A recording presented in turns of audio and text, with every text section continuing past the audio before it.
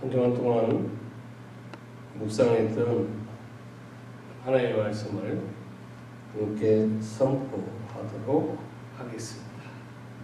전도자가 이르되 헛되고 헛되며 헛되고 헛되니 모든 것이 헛되도다. 전도서 1장 2절 말씀입니다. 그 하나님의 은혜를 함께 찬양하도록 하겠습니다.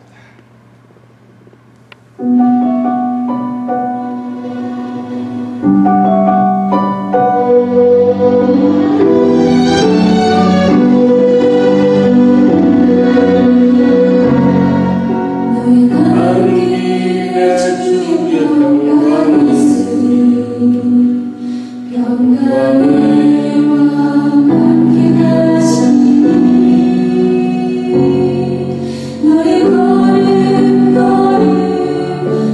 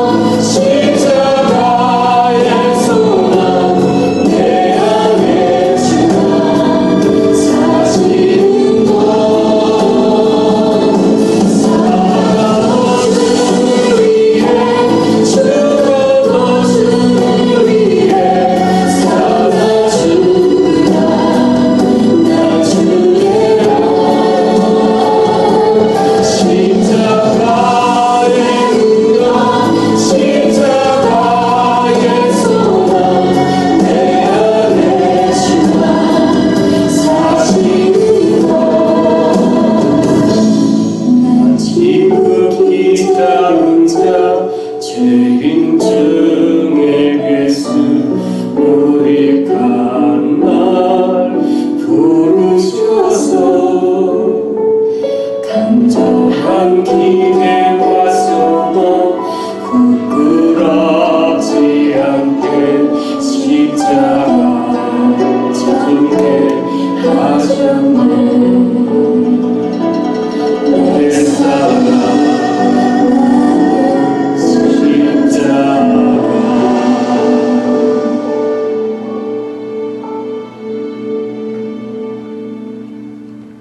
기도드리겠습니다. 십자가 전달자 되기를 원하는 신앙과 믿음으로 천지를 창조하시고 우주 삼라만사를 다스리시고 섭리하신 그 하나님을 예배합니다. 찬양합니다. 영광 돌려드립니다. 꽃이 만개하는 이 계절 우리 성도들의 아름다운 신앙의 꽃을 피워 그리스도의 향기를 풍기며 살게 하옵소서. 지난 한 주간을 돌아보면 우리의 믿음이 연약하여 한성과 근심 걱정을 보낸 시간이 많았음을 고백합니다. 반석 위에 세운 든든한 집처럼 시련과 고난에도 흔들리지 않는 믿음의 사람 되게 하옵소서. 세상이 어둡다고 비관하거나 살만 나지 않는다 주저하는 자가 아니라 하나님 새 힘 받아 비상하는 신앙인이 되게 하여 주옵소서. 마지막 때까지 하나님께 쓰임받게 하옵시고 이 시간 아픔과 상처, 절망과 괴로움을 안고 예배드리기 위해 모인 성도들에게 하늘의 이루와 모든 지각에 뛰어난 하나님의 평강이 그리스도 예수 안에서 마음과 생각을 지키심을 믿고 일어나게 하옵소서. 말씀을 전하고들 오직 성령께서 역사하여 주실 것을 믿고 예수님의 이름으로 기도하옵나이다. 아멘. 찬송가 5장을 부르겠습니다.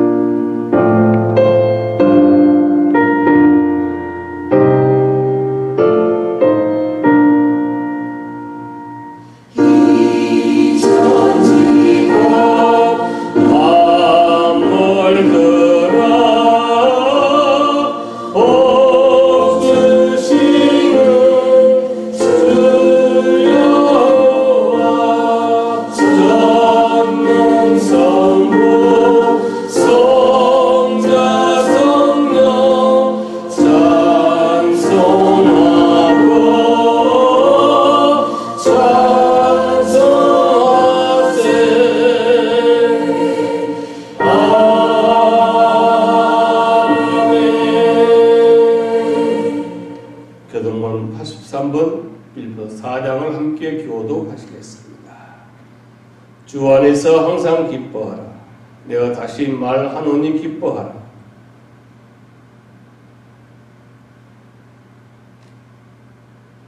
아무것도 염려하지 말고 다만 모든 일에 기도와 간구로 그리하면 모든 지각에 뛰어난 하나님의 평강 끝으로 형제들아 무엇에든지 참되며 무엇에든지 경건하며 무엇에든지 오르며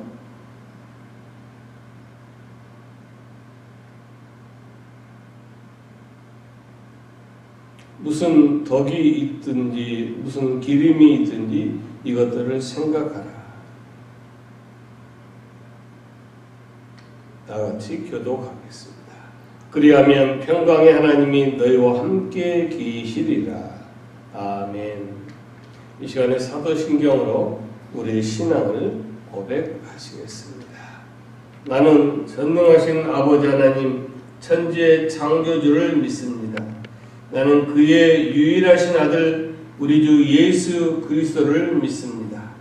그는 성령으로 잉태되어 동정녀 마리아에게서 나시고 본디오 빌라도에게 고난을 받아 십자가에 못 박혀 죽으시고 장사된 지 사흘 만에 죽은 자 가운데서 다시 살아나셨으며 하늘에 오르시어 전능하신 아버지 하나님 우편에 앉아 계시다가 거기로부터 살아있는 자와 죽은 자를 심판하러 오십니다. 나는 성령을 믿으며 거룩한 공교회와 성도 교제와 죄를 용서받는 것과 몸의 부활과 영생을 믿습니다. 아멘. 자리에 앉아서 찬송가 285장을 부르겠습니다.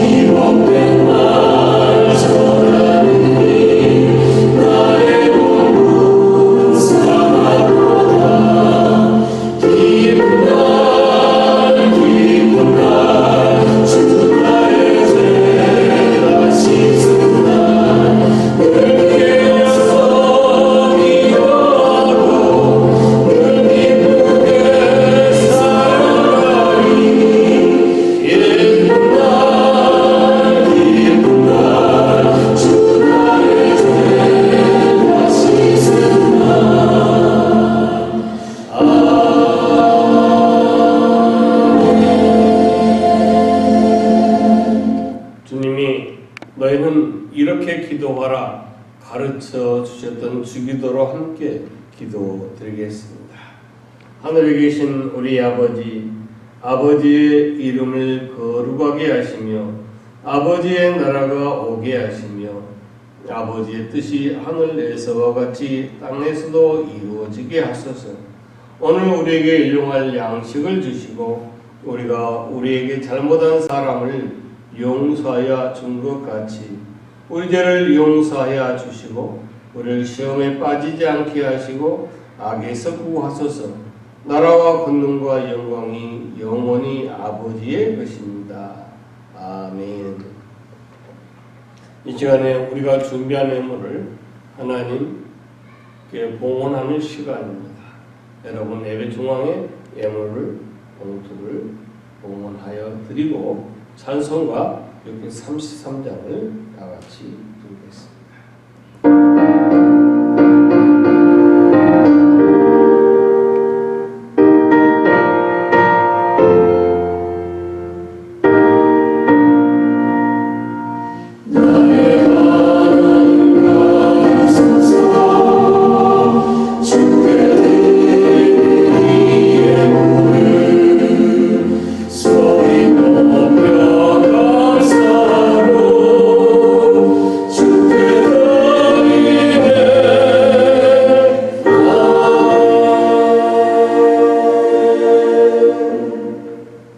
살아계신 아버지 하나님을 예배하며 오늘도 믿음과 신앙으로 아버지 것을 구분하여 드립니다. 범사에 감사하여 드립니다. 성일 예물 드립니다. 여러 가지 기도와 믿음과 신앙으로 기도 제목과 그들의 소망을 담아드는 다른 각 애물도 호망하여 주시고, 아버지 하나님, 오늘 애물들의 손길과 가정과 그들의 모든 생업과 기업이, 저립과 식탁과 자녀들, 그들의 모든 일터 생존권위에 한없는 은혜와 복을 내려 주옵소서. 늘 영혼의 강건함과 육신의 건강함을 통하여 하나님께 영광 돌릴 수 있는 성도의 자리를 지키게 하여 주시고, 어디 가나 어디에서나 두루 성결자를 세는 사단의 역사에 늘 승리하게 하여 주시옵소서. 오늘도 주님 바라기는 드려지는 이 예물 하나님 나라와 복음을 전하는 데 사용되도록 주장해 주시기 원하오며 예수님으로 기도 올려옵나이다. 아멘. 하나님의 말씀 마가복음 16장 14절로 18절입니다.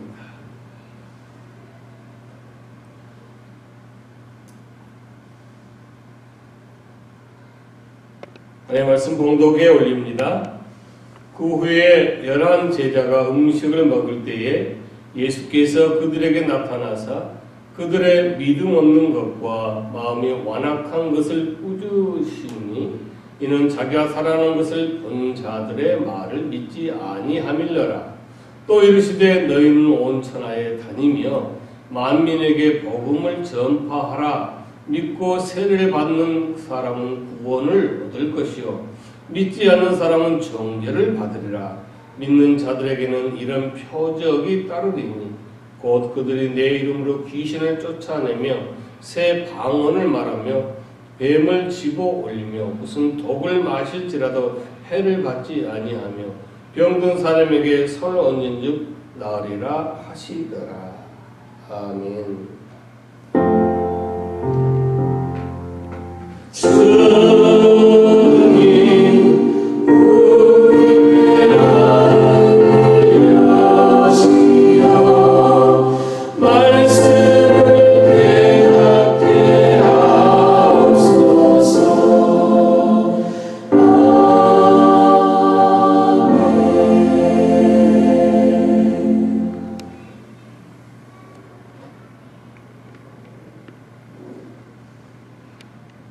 예수님께서 돌아가시고 부활하셨습니다. 그러면 이 부활을 맞는 그 당시 제자들, 이 부활하심을 믿는 우리들은 무엇을 해야 할 것인가?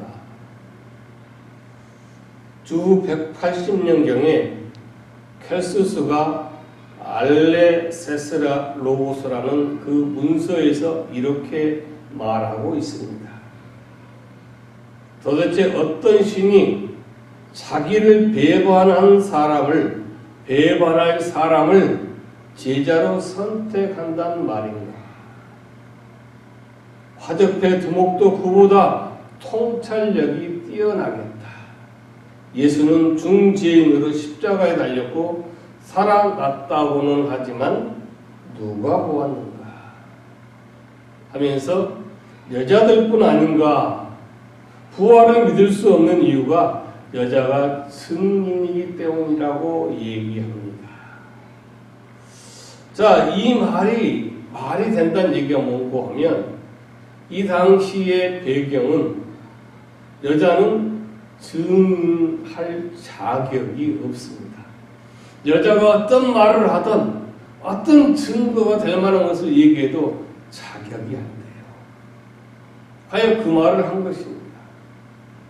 이 문서, 이 말의 교구 오레건이 가볍게 일축한 말이 뭔고 하면, 그러면 그들은 거짓말을 위해서 죽음을 무릅썼단 말인가?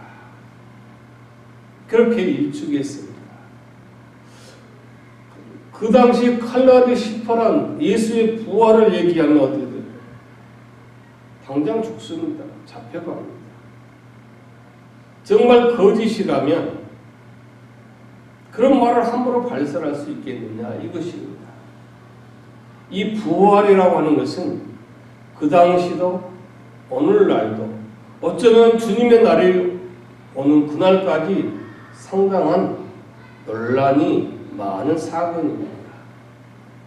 여러분은 누군가가 여러분에게 부활을 물으면 어떻게 답을 하겠습니까?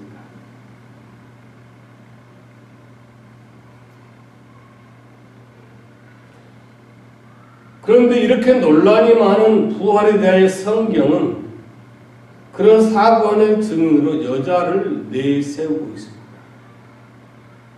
이 말은 애초부터 부활을 논쟁 소재로 삼을 마음이 없었다, 이 중심을, 의지를 알 수가 있습니다. 부활에 대한 정말 논쟁과 어떠한 변론을 하려는 의도가 있었으면 여자가 등장하는 일은 없었을 것입니다. 여자가 아닌 정말 증인이 되고 이 어떤 논리를 뒤집어 볼 만한 그러한 어떠한 증자를 내세웠을 것입니다.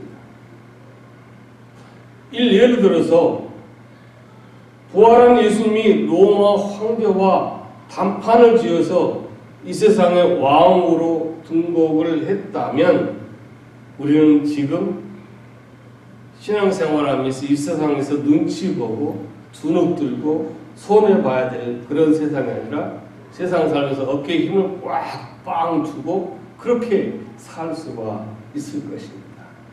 그런데 이렇게 중요한 이슈가 될 상황에 예수님이 어디를 가셨느냐 하면 갈릴리에 가셔서 제자들을 만났다는 사실입니다.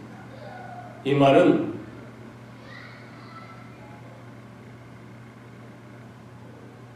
우리의 신앙을 나타내야 할 것이 뭔가 하면 우리의 삶의 현장이라는 것입니다. 예수님이 부활하셨다. 야, 부활하셨어. 그냥 믿어.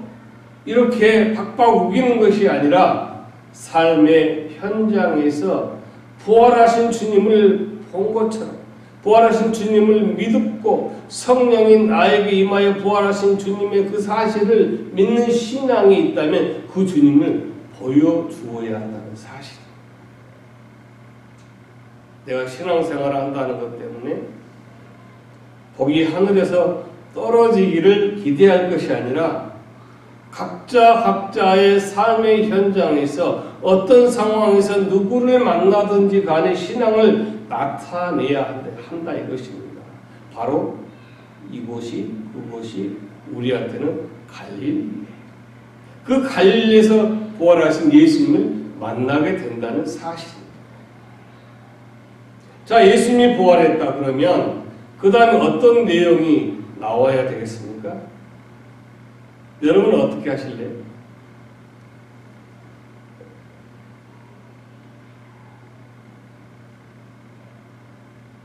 어느 할아버지가 할머니하고 사시다가 할머니가 돌아가셨어요. 그러니까 지금이야 뭐 경찰이 다 오고 뭐 이런 조사인데 이런 시대가 있기 전이죠. 그래서 이제 할머니 입관하고 할머니 관을 사람들이 이렇게 들고 그 엘리베이터도 없고 그래서 들고 이렇게 계단을 이렇게 내려가는데 자꾸 이 관을 든 사람이 부딪히는 거예요. 그 할아버지 깜짝 놀라는 거예요. 아, 조심들 하라고. 아이고, 할아버지 죄송합니다. 할머니 저기 돌아가셨지만 그래도 이런 적이 앉지 않도록 주의하겠습니다. 아니, 나는 그 말이 아니고 혹시 그런 충격 때문에 할머니가 살아나면 어떡하겠어요? 그랬다는 거예요. 자, 여러분, 정말 가까운 지인이라고 해도 차라리 살아나지 말았으면 그런 바람도 요즘 많이 있대요. 근데 아무튼 예수님이 부활했다. 제자들은 기뻐지면서 잔치를 열어야 됩니다. 또 예수님을 따르던 못 사람들도 거리에 뛰쳐나와 야, 예수가 부활했다라고 함성을 질러야 하는 것 아닐까요? 그러지 않습니까? 근데 전혀 다른 내용이 나와요. 예수님의 부활을 본 사람들의 말을 믿지 않았습니다. 막달라 마리아가 하는 말도 믿지 않았고요. 제자들 중 엠마오로 가다 두 사람이 시골에 가다가 예수님을 만났는데 그 말도 믿지 않았습니다. 예수님이 부활했다는 이 사실을, 이 말들을 믿지 않았어요. 우리야 성경을 통하여 이미 읽고 듣고 아주 그냥 예수 믿는 연수만큼 그 말을 듣고 산 사람이라 아무런 감각이 없겠지만 그 당시를 생각해 보자면 예수 믿는 사람이라는 것이라고 되면 잡혀가고 죽습니다. 지금도 그러한 지역들이 있습니다. 예수님의 본문 기록처럼 그러한 제자들을 책망하고 꾸짖습니다. 예수님은 이 사건은 갑자기 우발적으로 일어난 사건이 아니라 이미 주께서 수차례 말을 했습니다. 그러면 제자들이 이 말을 들으면 맞아. 예수님이 종전에 몇 번 말씀하셨잖아. 그 말씀 우리가 잊었네. 그 말씀처럼 예수님이 부활하셨구나. 이렇게 믿지 않고 도리지를 쳤습니다. 예수님의 말씀이 이루어졌는데 왜 안 믿는 것일까요? 흔히 어떤 사건과 문제를 놓고 기도한대요. 그리고 기도의 응답이 되면 그 응답을 믿지 못한대요. 기도의 응답이야 그렇다 치지만 예수의 부활이에요. 그런데 너희들은 참 믿음이 없고 완악하구나. 왜 내가 살아난 것을 본 사람들의 말을 안 믿고 있느냐 하고서 바로 15절에 온 천하에 다니면서 만민에게 복음을 전파해라 이렇게 얘기합니다. 이 중요한 데가 없어요. 아니 생각해보세요. 여러분, 예수님의 부활을 믿지 않으면서 예수님의 부활을 누군가에게 설명할 수 있겠어요? 예수님의 부활에 대해서 얘기할 수 있겠어요? 왜 나도 못 믿는데? 지금 본문의 제자들이 그렇다는 것입니다. 아니 이런 믿음과 신앙을 어떻게 복음을 전파하고 예수의 부활을 전파할 수 있겠어요? 15절 앞에 믿음이 없고 완악하다고 욕을 먹은 제자들이 뒤늦게 이 사실을 알게 되고 믿게 되었다는 이런 설명과 이런 내용의 말씀이 완전히 없어요. 그리고 만민에게 복음을 전파해요. 저기 이 말씀은 어차피 그 말은 해서 뭐 하겠느냐. 말해 뭐해. 부활한 예수님이 직접 나타났으니 믿고 안 믿고를 따질 여지도 필요가 없었다는 사실입니다. 즉 부활을 믿은 게 아니라 부활을 뭐 했다? 부활을 확인하게 되었다 이것입니다. 자, 부활한 예수님이 눈앞에 있는 것을 보니 정말로 부활한 모양이다 할 수는 없어요. 어떤 정치가처럼 그렇게 할 수가 없는 거죠. 예수님은 제자들이 예수님의 부활을 듣고 믿기를 바라셨지만 마음대로 그게 안 되었습니다. 믿음이 오고 완악하다는 책망을 들은 제자들은 그 책망을 받을 만도 하였습니다. 만약에 예수의 부활을 믿지 못한 제자들이 정상이라고 한다면 앞으로 제자들을 통해서 복음을 듣게 될 사람들은 어떻게 해야 될까요? 만약 우리가 예수의 부활을 전도하고 얘기하는데 누군가가 전도하는데 아니 근데 자기야 어떻게 죽은 사람이 살아나? 또 3일 만에. 그러면 just 잠깐만. 그리고 예수님 빨리 오세요. 갈릴리에 사는 예수님이 다시 또 그 현장에 나타나야 되겠습니까? 어떻게 하시겠어요? 보고 믿는 것이 아니라 이제 부활의 말씀을 듣고 믿어야 한다는 사실입니다. 오늘 본문의 제자들은 부활을 보고 말한 사람이 믿지 못하였지만 오늘 저와 여러분은 왜 그렇게 할 수 있죠? 성령이 임함으로. 그 성령으로, 그 성령은 지혜를 주고 지식을 주고 깨닫게 하고 알게 하고 힘을 주고 하는 그 성령의 임재를 통하여 그 사실이 사실로 받아들여지고 믿어지게 된다는 사실. 바로 이 믿음의 토대에서 복음을 전파하고 말씀하고 계시는 것입니다. 그래서 15절 너희는 온 천하에 다니면서 만민에게 복음을 전파하라 그렇게 말씀하고 계신 거예요.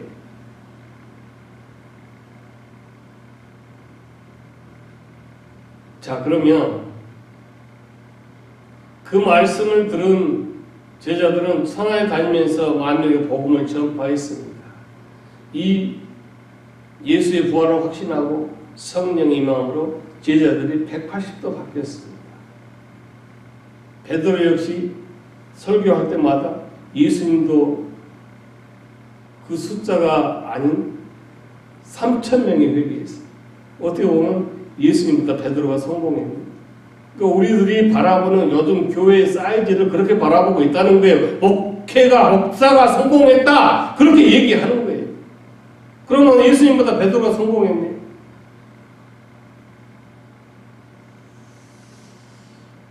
자, 이 시점에서 우리는 이 사실을 믿음으로 받아들이고 어떻게 해야 할 것인가? 아예 교회 등록했다 해가지고 선교사로 다 파송해야 되는 걸까요? 목사가 되어야 할 것인가요? 진실로 여러분 각자에게 스스로 자문자답하시기 바랍니다.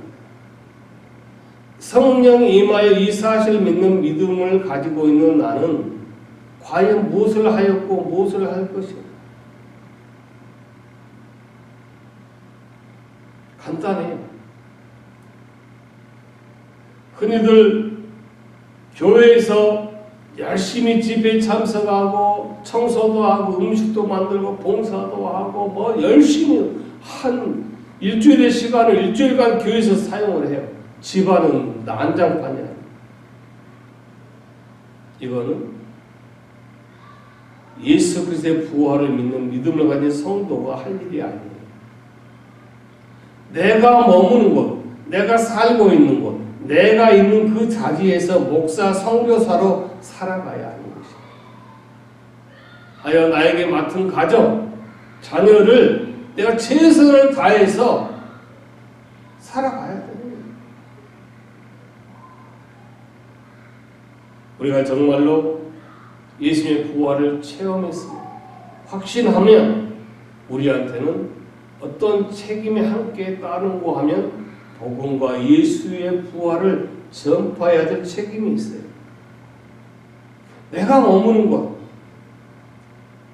내가 만나는 누구든 어떤 상황에서든지 간에 그곳이 선교 현장이요 목회 현장처럼 살아야 됩니다. 뭐 은혜 받았다, 방언 받았다, 무엇을 체험하였다, 무엇을 보았다, 다 좋아요. 그래서 어떻게 됐어요? 지금 어떻게 됐어요?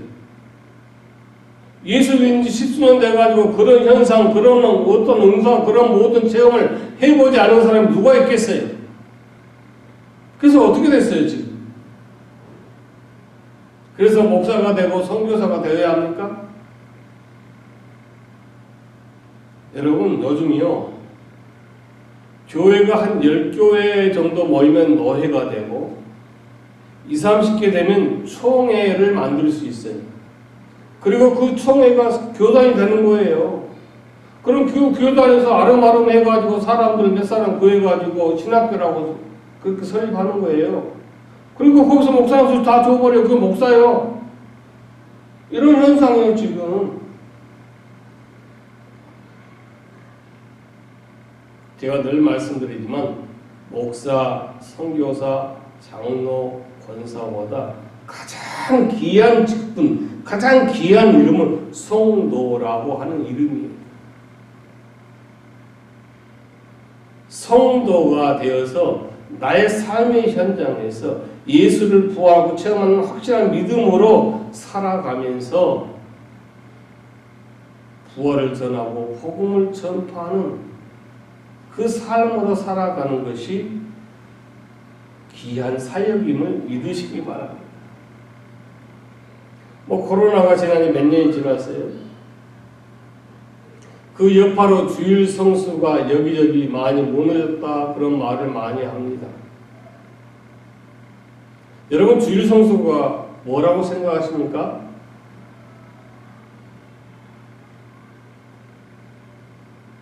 보신 즉 어느 장로교회 목사님은 교회에서 청년들이 다른 교회에 어떤 사역을 하다가 일을 하다가 배고파서 피자를 시켜다 먹었대요. 주일날.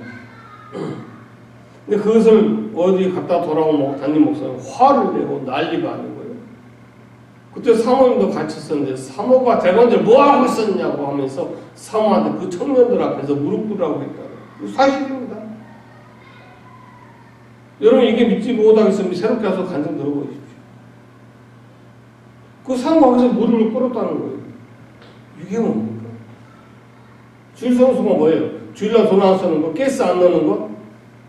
몇 년 전에 어느 목사님이 돌아가셨는데 그때 수많은 목사님들 가셨는데 거기서 그 교회를 섬겼던 장로님이 우리 목사님은 목사 중에 목사입니다. 주일날 가스도 못 먹게 하고요. 밥도 못 먹게 하고요. 주일날 돈 1불도 못 쓰게 합니다. 이런 목사님 이게 믿음이 신앙입니까? 아니요. 이게 주일이 지키는 겁니까? 아니에요.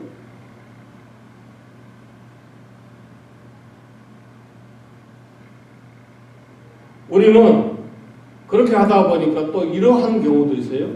주일 낮 예배를 참석을 하는 것만 주일 성수로 잘못 알고 있습니다. 이거 두 개 다 문제가 있어요. 주일은 예배를 안 빼먹는 날이 아니라 주님이 이 세상에 나의 주인 되심을 선포하는 날이 되어야 합니다. 그러니까 항상 그렇지만 주님이 우선되고 그 주님을 중심으로 주님의 날이 이 날임을 선포하는 그러한 삶을 살아가는 하루가 되어야 한다는 사실. 이게 바로 주일을 지키는 거예요. 좀 더 쉽게 말하면 나는 예수 믿는 사람이야 라고 하는 티를 최대한으로 내는 날이에요. 주일 성수보다 코로나보다 더한 어떤 것이 온다 해도 주일 성수는 절대 무너질 수가 없는 거예요. 근데 오늘날 모국을 보십시오. 교회를 폐쇄를 한다고 합니다. 전부 다 입을 다물고 있어요. 이 교회 폐쇄한다는 이 문제만큼은 지역 갈등도 정치 성향도 아니에요. 정말 참 성경적인 진리의 신앙을 가지고 있는 성도라면 싸워야 돼요.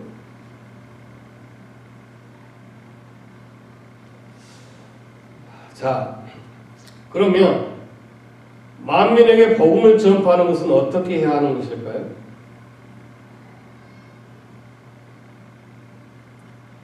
제가 우리가 있는 자리에서 선교사로 살아야 되고 목사로 살아야 된다.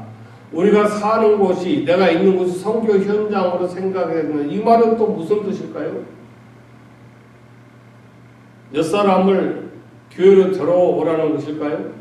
어느 교회 다니다가 흔들흔들거리는 교인을 빼서 그냥 우리 교회로 데리고 오라는 말일까요? 관주 성경에 보면 만민에게 가로에 이가 있어요. 그 다음에 관주에 보니까 그렇게 써요. 이건 뭐냐면 온 창조 세계라 되어 있습니다. 헬라어 원문에 보면 이 온 창조 세계 복음을 전파하라고 되어 있는데 그것을 본문에서 만민에게 복음을 전파하라 이렇게 말씀하고 있는 것입니다. 그러면 온 세계 만민에게 복음을 전파하면 어떻게 하면 될까를 생각해 보아야 합니다. 옆 사람의 이렇게 자꾸 해가지고 설득해가지고 교회 데리고 온 것으로 안 됩니다. 전도를 통해서만이 아니라 참으로 중요한 것은 내가 살아가는 모습에서 교회 다니는 사람이 아닌 진짜 나는 신자야. 이것을 보여줘야 돼요.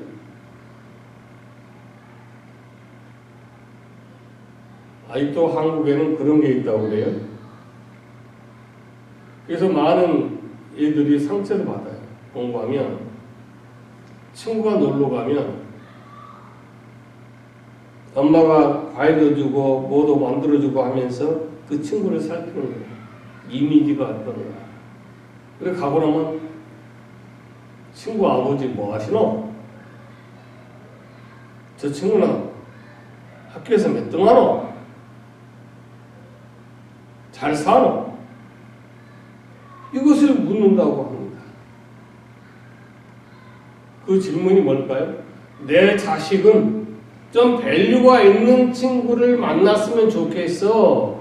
그러한 의미입니다. 물론 어느 부모나 자녀가 어울리는 친구들에게 신경을 쓸 수밖에 없습니다.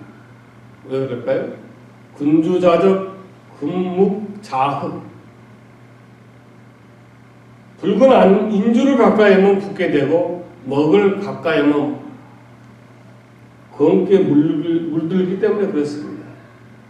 그래서 좋은 친구한테 영향받기를 원할 겁니다. 이 말을 한번 우리 성도에게 적용해 볼까요?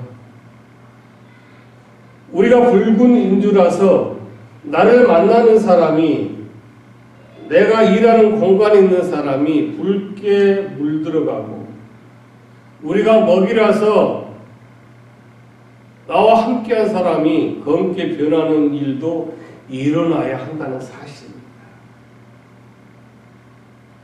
우리가 정말로 주님의 부활을 체험한 사람이면 우리 주변 사람들이 나로 인해서 복음을 접하게 되어야 하고 예수 그리스도를 만나야 되는 거예요. 한번 생각해 보시죠. 내가 예수 믿지 20년, 30년, 40년 됐다. 오케이, 좋아요. 그러면 그 40년, 50년, 20년, 30년 동안에 나를 통해서 예수를 얼마나 몇 사람이나 보았을까요? 이게 문제예요. 나는 30년. 나 이것도 있고 저것도 있고 거기에 빳빳하시지 목사가 말이 듣지도 않고 막 이런 성도들이 요즘 많아요. 왜?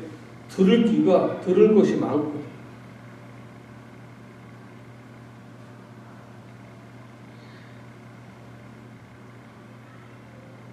그 일은 우리가 바쁘게 세상을 살면서 틈틈이 하면 되는 일이 아니라 우리의 삶이 되어야 합니다.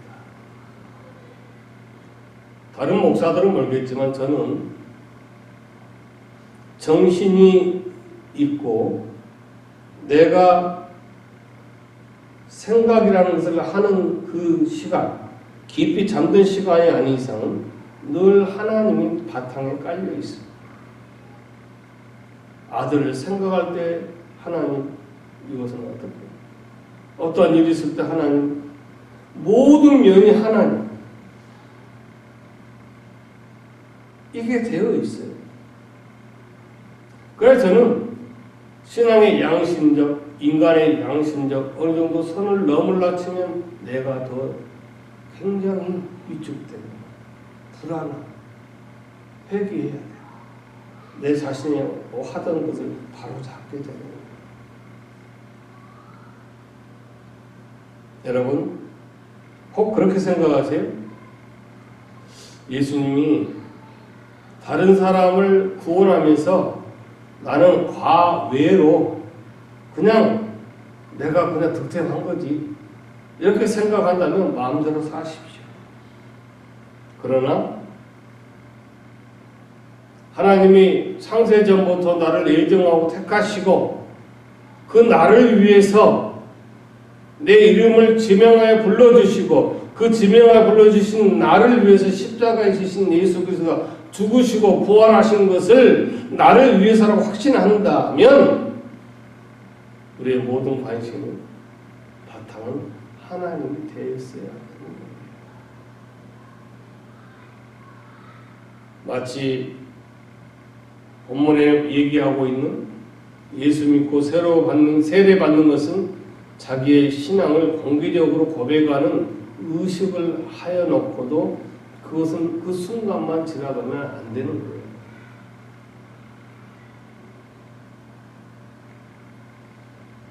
이제부터 믿음은 혼자 간직하는 것이 아니라 남들도 알게 하는 것이 뭔고 하면 쉽게 얘기해서 세례,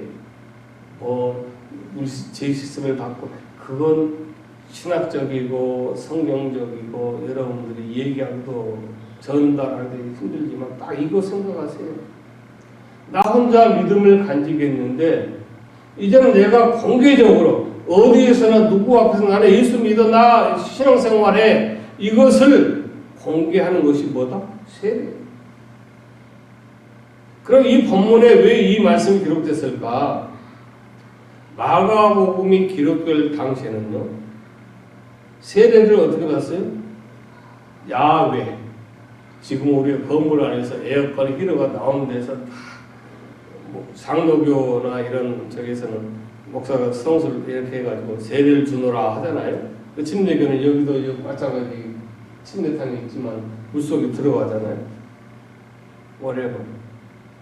자, 그 당시는요, 야외 강의나 이런 저기에서 하기 때문에 모든 사람이 다 보는 거 공개적이에요. 그래서 그 공개적으로 그 당시 예수 믿는 사람은 박해도 받고 핍박도 받고 여러 가지 손해를 보는 죽을 수도 있는 그런 위기의 그 시대에 살고 있는 사람들이 내가 세례를 받는다는 것은 내가 죽어도 좋습니다. 죽겠습니다. 나는 예수로만 살겠습니다. 이 고백이 함께 세례가 되는 거예요.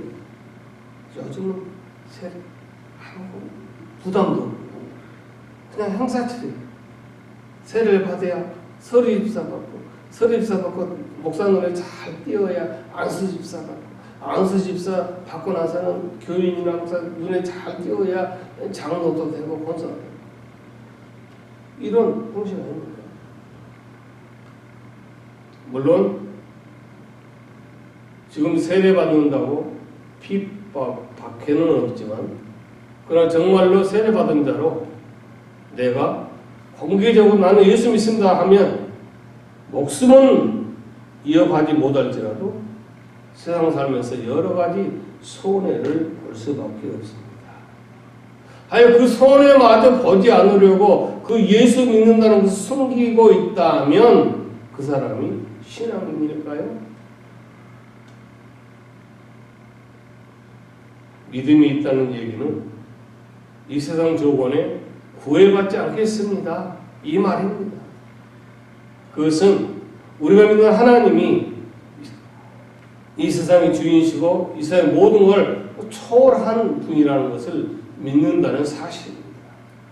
하여 17절 보니까 믿는 자들에게는 이런 표적이 따르리니 곧 그들이 내 이름으로 귀신을 쫓아내며 새 방언을 말하며 뱀을 집어올리며 무슨 독을 마실지라도 해를 받지 아니하며 병든 사람에게 손을 얹은 즉 나으리라. 지금도 이슬람권이나 중국처럼 극한 상황에서 정말 하나님 외에는 없어요. 다 모든 것이 막혀 있고 오직 하나님 외에는 없습니다. 이 믿음을 가진 상황에서는 말씀 한마디 구절 외치면 그 순간 어떠한 병이라도 어떠한 핸디캡이라도 다 치유되는 기적이 일어나고 있다고 합니다. 저는 중국 선교를 3, 40년 한 그 선교사한테 들은 얘기예요. 제가 이 교회가 좀 교인이 있을 때 그 목사님을 한번 모시고 싶었는데 그분 이제 은퇴하고 지금도 아마 중국에 계실 거예요. 왜 우리 주변에서는 그런 일을 보기 힘들까요? 그게 힘드니까 안수받았다 그러고 무슨 뭐 치유의 은사가 있다 그 사람 그 목사나 누구 그게 가지고 고개 숙이고 믿습니다고 공도 두드러 기세워서 열심히 다 하는 거예요. 아 믿습니다. 할렐루야 믿습니다.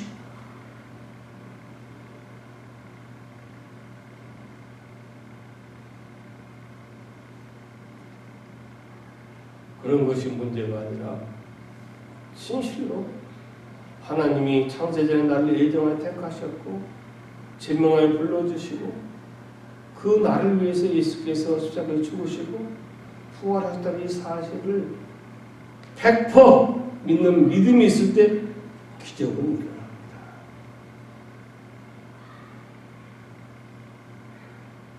시카고에 범죄자가 많은 거리에서 어느 목사님이 예수 믿으세요, 예수 천당, 복음을 전도하지도 아무 말도 하지 않고 클레지 셔츠만 입고 서 있었다고 합니다. 클레지 셔츠는 목사들이 로마 갈라서 이렇게 하는 그 옷을 셔츠를 얘기해요. 그냥 말도 아니고 그냥 그 복장만 하고 서 있었답니다. 그래서 놀랍게 그 모습을 보고 지나다니는 그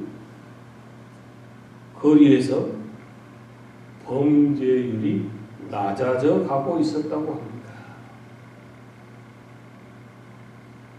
어렵게 부담 갖고 할 것 없어요. 이것이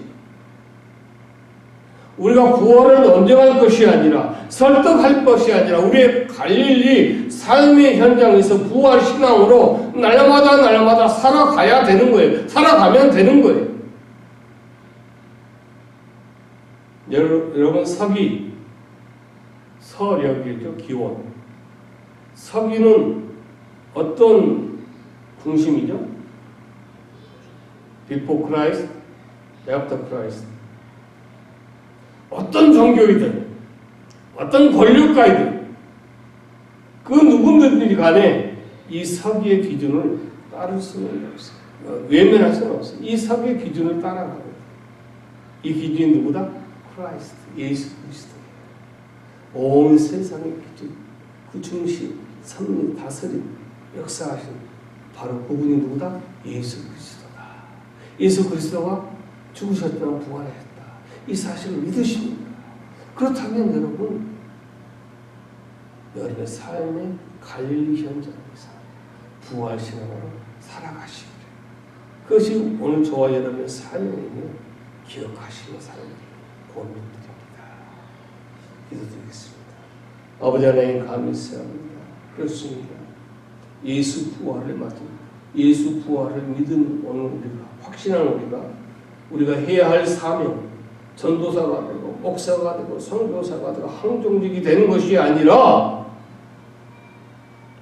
직분에 상관없이 성도라는 이름으로 성도라는 그 명분으로 내 삶의 현장에서 부활신앙을 가지고 살아가는 것임을 우리가 알았습니다.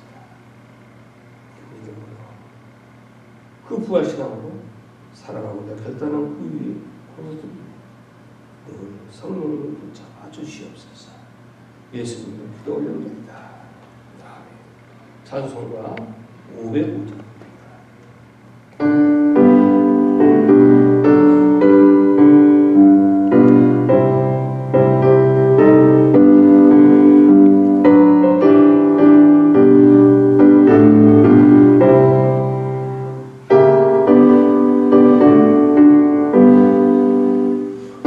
세상 위하여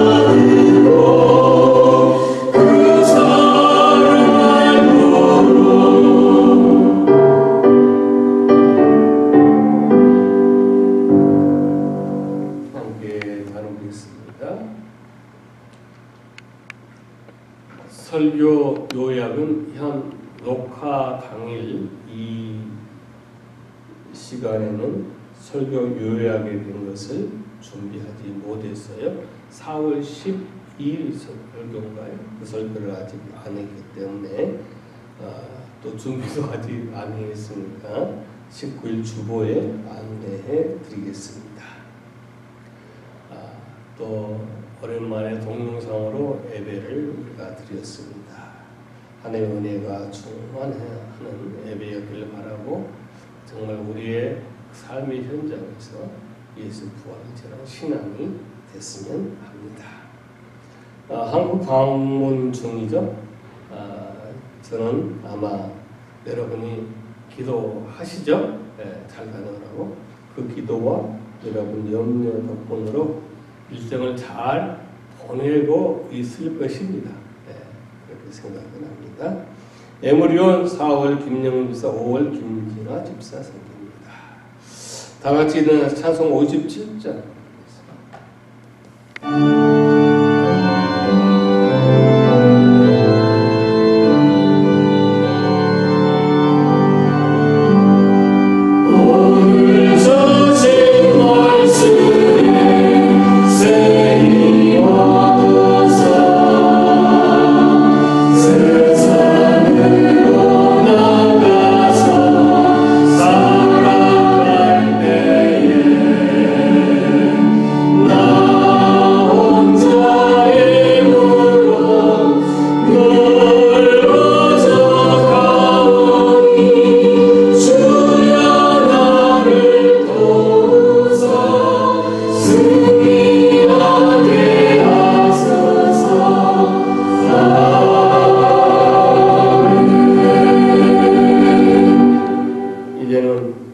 우리 구주 예수 그리스도의 무한하신 은혜와 만국하신 하나님 아버지의 사랑하심과 성령 하나님의 역사와 교통 임재 내주하심이 오늘 우리가 부활하신 예수님을 체험하고 확신한 믿음과 신앙을 우리 삶의 현장 갈릴리에서 전하며 살기, 복음을 예수를 전하며 부활을 전하며 살기를 다짐한 권속들 이유와 그들의 가정과 자녀와 식탁 출입 모든 생업이 영원토록 함께 하옵시기를 축원하옵나이다.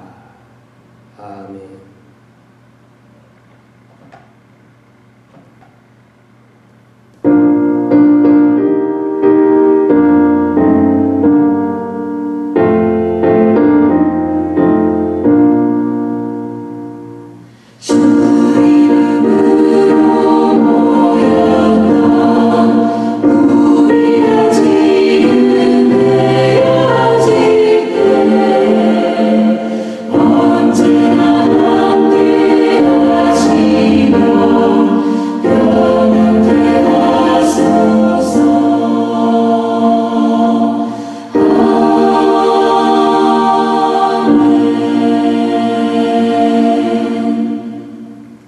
예배를